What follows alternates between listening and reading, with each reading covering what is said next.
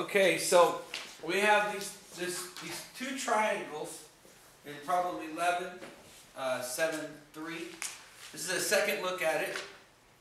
And if these two triangles GJK are similar and GHL, so the orange one with the red one, I'm kind of choosing those because GJ is the hypotenuse and GH is the short hypotenuse and JK is the long but short leg of the big triangle, the short leg of the big triangle, and HL is the short leg of the small triangle.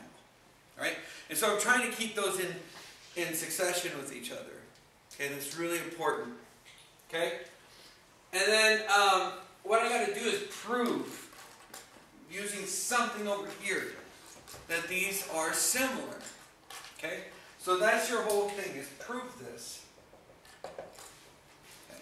So your first step is, well, I know that I'm given something. I'm given that these two angles are congruent, right?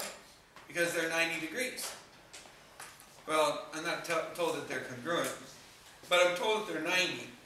So I could say that angle HLG and angle JKG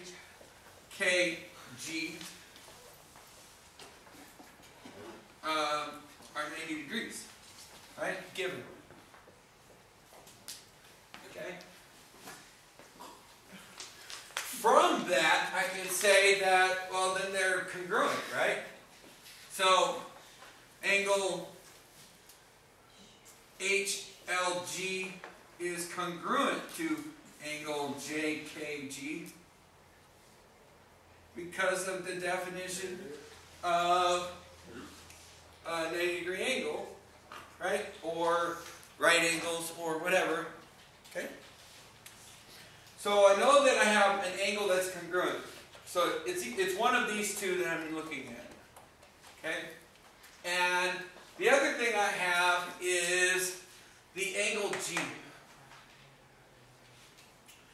So if I look at angle G,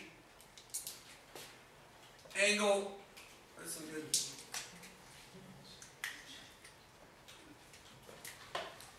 Angle HG, HGL, right, of the red triangle.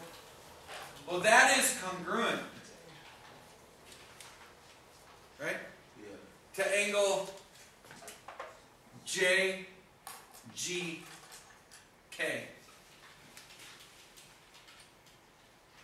Why?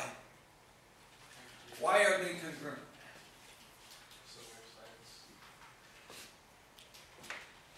They're the same, they're the identical, right?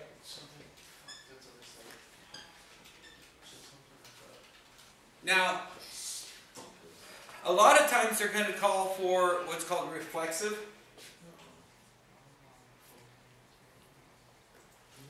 Okay? And in similar triangles, we're going to be using reflexive, it looks like, more often. Okay? Reflexive meaning that they're mirror images, right?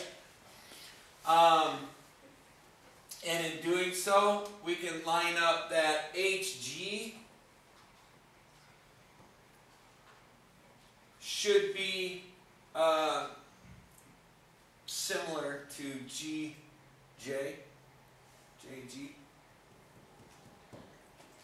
Okay?